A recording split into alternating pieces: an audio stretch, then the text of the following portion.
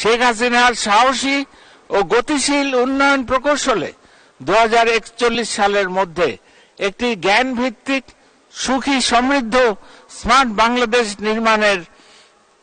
বিনির্মাণের স্বপ্ন পূরণ করে আমরা এগিয়ে যাব অপার সম্ভাবনাময় আগামীর পথে ইনশাআল্লাহ।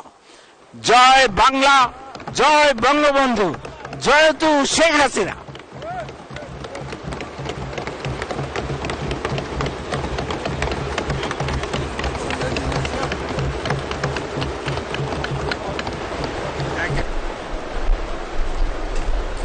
ধন্যবাদ। আগামী অর্থবছরে মূল্যস্ফীতি 6.5% নেমে আসবে বলে আশা প্রকাশ করেছেন অর্থমন্ত্রী আবুল হাসান মাহমুদ আলী। বৃহস্পতিবার বিকেলে জাতীয় সংসদে স্পিকার শিরীন শারমিন চৌধুরীর সভাপতিত্বে প্রধানমন্ত্রী শেখ হাসিনার উপস্থিতিতে 2024 ও 25 অর্থবছরের বাজেট উপস্থাপনে বক্তব্য দেন। এ আশার কথা জানান অর্থমন্ত্রী জানান, মূল্যস্ফীতির হার কমিয়ে আনার লক্ষ্যে সংকোচনমূলক মুদ্রানীতি অনুসরণ করা হচ্ছে এবং রাজস্ব নীতিতেও সহায়ক নীতি কৌশলী অবলম্বন হচ্ছে। মূল্যস্ফীতির চাপ থেকে সাধারণ মানুষকে সুরক্ষা দিতে ফ্যামিলি কার্ড, ওএমএস ইত্যাদি কার্যক্রমে জোরদার করা হচ্ছে। তিনি বলেন, আমাদের গৃহীত এসব নীতি কৌশলের ফলে আশা করছি আগামী অর্থ বছরে মূল্যস্ফীতি 6.5% নেমে আসবে।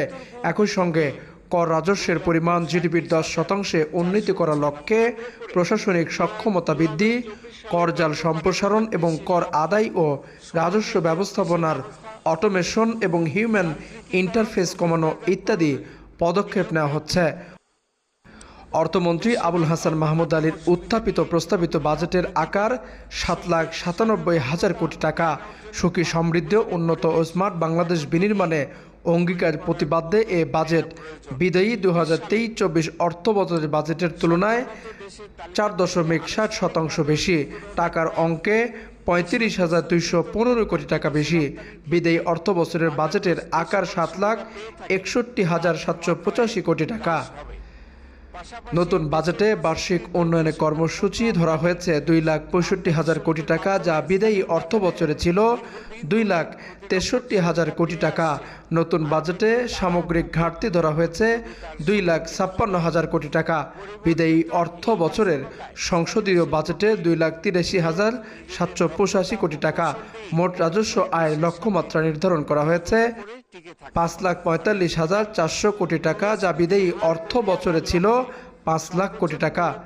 নতুন বাজেটে জিডিপির প্রবৃদ্ধির লক্ষ্য ধরা হয়েছে 6.75%। টাকার অঙ্কে 55,97,414 কোটি টাকা। বিদায়ী অর্থ বছরে যা ছিল 7.5%, পরে তা কমিয়ে 6.5% করা হয়েছে। এটি স্বাধীন বাংলাদেশের 54তম বাজেট।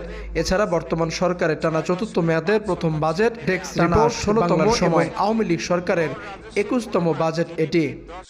শেখ হাসিনার সাহসী ও গতিশীল উন্নয়ন প্রকৌশলে 2041 সালের মধ্যে একটি জ্ঞান ভিত্তিক সুখী সমৃদ্ধ স্মার্ট বাংলাদেশ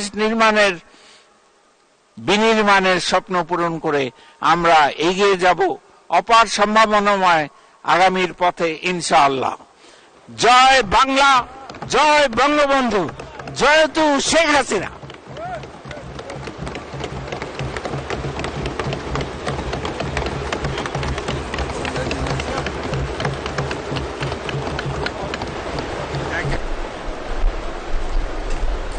ধন্যবাদ।